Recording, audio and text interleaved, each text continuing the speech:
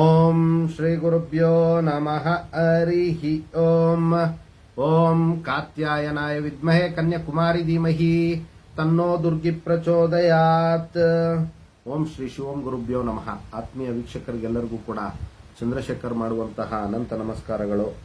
ಎಲ್ಲರಿಗೂ ಕೂಡ ಜ್ಯೋತಿರ್ಮಯ ನಾಡಿ ಆಸ್ಟ್ರಾಲಜಿ ಯೂಟ್ಯೂಬ್ ಚಾನೆಲ್ಗೆ ಸ್ವಾಗತವನ್ನು ಬಯಸ್ತಾ, ಈ ದಿನ ವಿಶೇಷವಾಗಿ ನಾವು ಶಿವನ ಪೂಜೆಗೆ ಬಿಲ್ವಪತ್ರೆ ಅತ್ಯಂತ ಶ್ರೇಷ್ಠ, ಯಾವ ಒಂದು ವಿಚಾರಕ್ಕೆ ಮತ್ತು ಏಕೆ ಬಿಲ್ವಪತ್ರೆಗೆ ಅಷ್ಟೊಂದು ಮಹತ್ವವನ್ನು ಕೊಟ್ಟಿದ್ದಾರೆ ಅನ್ನುವಂತಹ ಒಂದು ವಿಚಾರವನ್ನು ಸಂಕ್ಷಿಪ್ತವಾಗಿ ತಿಳಿದುಕೊಳ್ಳುವಂತಹ ಒಂದು ಪ್ರಯತ್ನವನ್ನು ಮಾಡೋಣ.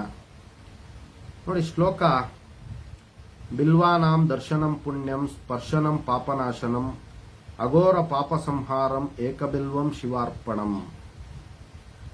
ಬಿಲ್ವಪತ್ರದ ಒಂದು ದರ್ಶನದಿಂದ ಅತ್ಯಂತ ಪುಣ್ಯ ಲಭಿಸುವಂಥದ್ದು, ಅದನ್ನು ಸ್ಪರ್ಶಿಸುವುದರಿಂದ ಸಕಲ ಪಾಪಗಳು ಕೂಡ ನಶಿಸಿ ಹೋಗ್ತವೆ. ಒಂದು ಬಿಲ್ವಪತ್ರೆಯನ್ನ ಶಿವನಿಗೆ ಶ್ರದ್ಧೆ ಮತ್ತು ಭಕ್ತಿಯಿಂದ ಸಮರ್ಪಣೆ ಮಾಡೋದ್ರಿಂದ ಘೋರಾತಿ ಘೋರವಾದಂತಹ ಪಾಪಗಳೆಲ್ಲವೂ ಕೂಡ ನಿರ್ಮೂಲ ಆಗುತ್ತೆ. ಹೀಗೆ ತ್ರಿಗುಣಗಳ ಒಂದು ಸ್ವಭಾವವನ್ನು ಉಳ್ಳಂತಹ ಬಿಲ್ವಪತ್ರೆಯನ್ನ ನಿನಗೆ ಅರ್ಪಿಸುತ್ತಿದ್ದೇನೆ, ನನ್ನನ್ನು ಅನುಗ್ರಹಿಸು ಎನ್ನುವಂಥದ್ದು ಈ ಒಂದು ಶ್ಲೋಕದ ಒಂದು ಅರ್ಥ ಆಗಿರ್ತಕ್ಕಂಥದ್ದು. ಅದೇ ರೀತಿ ಏಕಬಿಲ್ವಂ ಶಿವಾರ್ಪಣಂ ಎಂದು ಬಿಲ್ವಪತ್ರೆಯಲ್ಲಿ ಶಿವನನ್ನ ಪೂಜಿಸುವಂತಹ ಒಂದು ವಿಶೇಷತೆ ಬಹಳ ಹಿಂದಿನಿಂದಲೂ ಕೂಡ ಇರುವಂಥದ್ದು. 3 ದಳಗಳು ಸೇರಿ ಒಂದು ಅಂಡವಾಗಿರೋದ್ರಿಂದ ಇದಕ್ಕೆ ಬಿಲ್ವ ಎನ್ನುವಂತಹ ಒಂದು ಹೆಸರನ್ನ ಕೊಟ್ಟಿದ್ದಾರೆ ಅನ್ನುವಂಥದ್ದು ಶಾಸ್ತ್ರಗಳಲ್ಲಿ ಹೇಳಿರ್ತಕ್ಕಂಥದ್ದು. ಈ 3 ದಳಗಳಿಗೂ ಕೂಡ ಆಧ್ಯಾತ್ಮಿಕವಾಗಿ ಪೂಜಿಸುವಂಥದ್ದು ಬಹಳ ವಿಶೇಷವಾಗಿ ಇರತಕ್ಕಂತಹ ಒಂದು ವಿಚಾರ. ಅದೇ ರೀತಿ ಜ್ಞಾತ, ಜ್ಞೇಯ ಮತ್ತು ಜ್ಞಾನ ಎಂದು ಅರ್ಥಗಳನ್ನು ಕೂಡ ಈ 3 ದಳಗಳಿಗೆ ಹೇಳಿರುವಂಥದ್ದು. ಇನ್ನು ಬಿಲ್ವ ಮರವಿರುವತಕ್ಕಂತಹ ಒಂದು ಸ್ಥಳದಲ್ಲಿ ಆ ಮರದ ಕೆಳಗೆ ಶಿವನ ಒಂದು ಆವಾಸ ಸ್ಥಾನ ಇರುತ್ತೆ ಮತ್ತು ಮಹಾಲಕ್ಷ್ಮಿಯ ಒಂದು ಕೃಪಾ ಕಟಾಕ್ಷ ಆ ಒಂದು ಸ್ಥಳದಲ್ಲಿ ಇರುವಂಥದ್ದು ಅನ್ನುವಂಥದ್ದು ಶಾಸ್ತ್ರದಲ್ಲಿ ಹೇಳಿರುವಂತಹ ಒಂದು ವಿಚಾರ. ಇನ್ನು ಮನೆಯ ಆವರಣದಲ್ಲಿ ಈಶಾನ್ಯ ಭಾಗದಲ್ಲಿ ಏನಾದರೂ ಬಿಲ್ವ ಮರ ಇದ್ದಂತಹ ಪಕ್ಷದಲ್ಲಿ ಆಪತ್ತುಗಳೆಲ್ಲವೂ ಕೂಡ ತೊಲಗಿ ಹೋಗುವಂಥದ್ದು ಮತ್ತು ಸರ್ವ ರೀತಿಯ ಒಂದು ಐಶ್ವರ್ಯಗಳು ಪ್ರಾಪ್ತಿಯಾಗುತ್ತೆ ಅನ್ನುವಂಥದ್ದು ಶಾಸ್ತ್ರದಲ್ಲಿ ಹೇಳಿರುವಂತಹ ಒಂದು ವಿಚಾರ. ಅದೇ ರೀತಿ ದಕ್ಷಿಣ ಭಾಗದಲ್ಲಿ ಏನಾದರೂ ಬಿಲ್ವ ಮರ ಇದ್ದಂತಹ ಪಕ್ಷದಲ್ಲಿ ಅವರಿಗೆ ಯಾವುದೇ ವಿಧವಾದಂತಹ ಅಪಮೃತ್ಯು ಬಾಧೆ ಇರಲ್ಲ ಮತ್ತು ಯಮನ ಒಂದು ಬಾಧೆ ಇರೋದಿಲ್ಲ ಅನ್ನುವಂಥದ್ದು ಶಾಸ್ತ್ರದಲ್ಲಿ ಹೇಳಿರುವಂತಹ ಒಂದು ವಿಚಾರ. ಅದೇ ರೀತಿ ಈ ವಿಧವಾಗಿ 3 ಬೇರೆ ಬೇರೆಯಾಗಿ ಭಾವಿಸುವುದೇ ತ್ರಿಪುಟಿ ಜ್ಞಾನ ಅನ್ನುವಂಥದ್ದು ಶಾಸ್ತ್ರದಲ್ಲಿ ಹೇಳಿರುವಂಥದ್ದು. ಅಂದ್ರೆ ನೋಡಿ, ಅವು 3 ಕೂಡ ಬೇರೆ ಬೇರೆ ಆಗಿದ್ರೂ ಕೂಡ ದಳಗಳು ಆಧಾರ ಕಾಂಡ ಒಂದೇ ಇರತಕ್ಕಂಥದ್ದು. ಅದೇ ರೀತಿ ಮಹಾದೇವನಾದ ಶಿವ ಸೃಷ್ಟಿ, ಸ್ಥಿತಿ ಮತ್ತು ಲಯಕಾರಕನಾದಂತಹ ವಿಚಾರ ಇರುವಂಥದ್ದು. ಅದೇ ರೀತಿ ಮಹಾದೇವನನ್ನ ನೀನೇ ಬಿಲ್ವಪತ್ರೆಯಲ್ಲಿ 3 ಪತ್ರಗಳಾಗಿ ಬೇರೆ ಬೇರೆಯಾಗಿ ಇರುವಂತೆ ತೋರುತ್ತಿರುವಂತಹ ಒಂದು ವಿಶೇಷ ಇದೆ ಅನ್ನುವಂತಹ ಒಂದು ವಿಧದಿಂದ ಪೂಜಿಸುವಂಥದ್ದು. ಅದೇ ರೀತಿ ಪೂಜಿಸುವನು ನೀನೆ, ಪೂಜಿಸಲ್ಪಡುವನು ನೀನೆ ಮತ್ತು ಪೂಜಾ ಕ್ರಿಯೆಯೂ ನೀನೆ ಎಂಬ ಭಾವದಿಂದ ಆ ಒಂದು ಶಿವನನ್ನ ಪೂಜೆ ಮಾಡೋದ್ರಿಂದ ವಿಶೇಷವಾದಂತಹ ಒಂದು ಸುಜ್ಞಾನ ಪ್ರಾಪ್ತಿಯಾಗುವಂಥದ್ದು.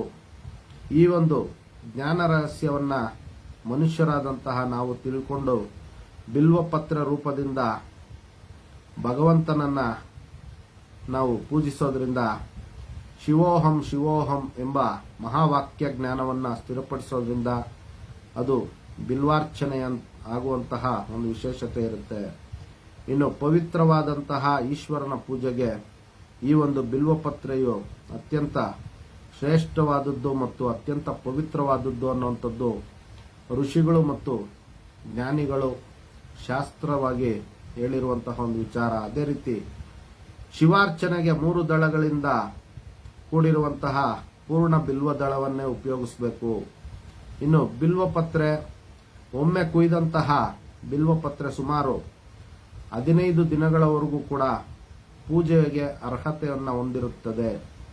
ಇನ್ನು ಬಾಡಿ ಹೋಗಿದ್ರೂ ಕೂಡ ಯಾವುದೇ ವಿಧವಾದಂತಹ ದೋಷಪೂರಿತವಲ್ಲ ಅನ್ನುವಂಥದ್ದು ಶಾಸ್ತ್ರದಲ್ಲಿ ಹೇಳಿರ್ತಕ್ಕಂಥದ್ದು. ಆದರೆ ಬಿಲ್ವ ಪತ್ರೆಗಳು ಭಗವಂತನಿಗೆ ಸಮರ್ಪಣೆ ಮಾಡುವಂತಹ ಬಿಲ್ವದಳ 3 ದಳಗಳು ಕೂಡ ಇರುವಂತಹ ಒಂದು ಬಿಲ್ವ ಪತ್ರೆಯನ್ನೇ ಸಮರ್ಪಣೆ ಮಾಡಬೇಕು ಅನ್ನುವಂಥದ್ದು ಶಾಸ್ತ್ರದಲ್ಲಿ ಹೇಳಿರುವಂಥದ್ದು.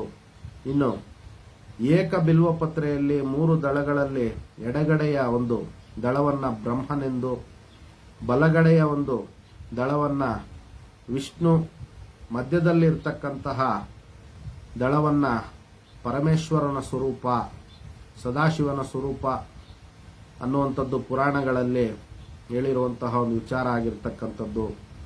ಇನ್ನು ಬಿಲ್ವಪತ್ರೆಯ ಮುಂಭಾಗದಲ್ಲಿ ಅಮೃತ ಇರತಕ್ಕಂಥದ್ದು, ಅದೇ ರೀತಿ ಹಿಂಭಾಗದಲ್ಲಿ ಯಕ್ಷರ ಒಂದು ಆವಾಸ ಸ್ಥಾನ ಇರುವಂತಹ ಒಂದು ವಿಚಾರ ಇರುತ್ತೆ ಅನ್ನುವಂಥ ಒಂದು ಶಾಸ್ತ್ರದಲ್ಲಿ ಹೇಳಿರುವಂಥದ್ದು. ಆದ್ದರಿಂದ ಬಿಲ್ವಪತ್ರೆಯ ಮುಂಭಾಗವನ್ನ ಶಿವನ ಕಡೆಗಿಟ್ಟು ಪೂಜೆ ಮಾಡೋದ್ರಿಂದ ವಿಶೇಷವಾದಂತಹ ಒಂದು ಶುಭ ಫಲವನ್ನ ಮತ್ತು ಅಭಿಷ್ಟಗಳನ್ನ ಪಡ್ಕೊಳ್ಬಹುದಾಗಿರುತ್ತೆ. ಅದೇ ರೀತಿ ಬಿಲ್ವ ಇರತಕ್ಕಂತಹ ಒಂದು ತೋಟ ಆಗಿರ್ಬೋದು, ವನ ಆಗಿರ್ಬೋದು, ಅದು ಕಾಶಿ ಕ್ಷೇತ್ರಕ್ಕೆ ಸರಿಸಮನಾದಂತಹ ಒಂದು ಸ್ಥಳ ಅನ್ನುವಂಥದ್ದು ಶಾಸ್ತ್ರದಲ್ಲಿ ಮತ್ತು ಪುರಾಣಗಳಲ್ಲಿ ಉಲ್ಲೇಖ ಆಗಿರತಕ್ಕಂತಹ ಒಂದು ವಿಶೇಷವಾದಂತಹ ಒಂದು ವಿಚಾರ. ಇನ್ನು ಈ ರೀತಿ ಪೂರ್ಣ ಬಿಲ್ವದಳದಿಂದ ಭಗವಂತನನ್ನ ಒಂದು ಅರ್ಚನೆ ಮಾಡೋದ್ರಿಂದ ಅವರ ಎಲ್ಲ ವಿಧವಾದಂತಹ ಒಂದು ಕಷ್ಟ ಕಾರ್ಪಣ್ಯಗಳನ್ನು ದೂರ ಮಾಡಿಕೊಂಡು ಅವರ ಒಂದು ಅಭಿಷ್ಟಗಳನ್ನ ಪೂರೈಸಿಕೊಳ್ಬಹುದು ಅನ್ನುವಂಥದ್ದು ಅನೇಕ ಪುರಾಣಗಳಲ್ಲಿ ಉಲ್ಲೇಖ ಆಗಿರ್ತಕ್ಕಂಥದ್ದು. ಅದರಿಂದ ಎಲ್ಲರೂ ಕೂಡ ಬಿಲ್ವಪತ್ರೆಯಿಂದ ಶಿವನನ್ನ ಅರ್ಚಿಸಿ ಅವರವರ ಒಂದು ಅಭಿಷ್ಟಗಳನ್ನ ಮಹಾಶಿವರಾತ್ರಿಯ ದಿನ ಪೂರೈಸಿಕೊಳ್ಬಹುದು.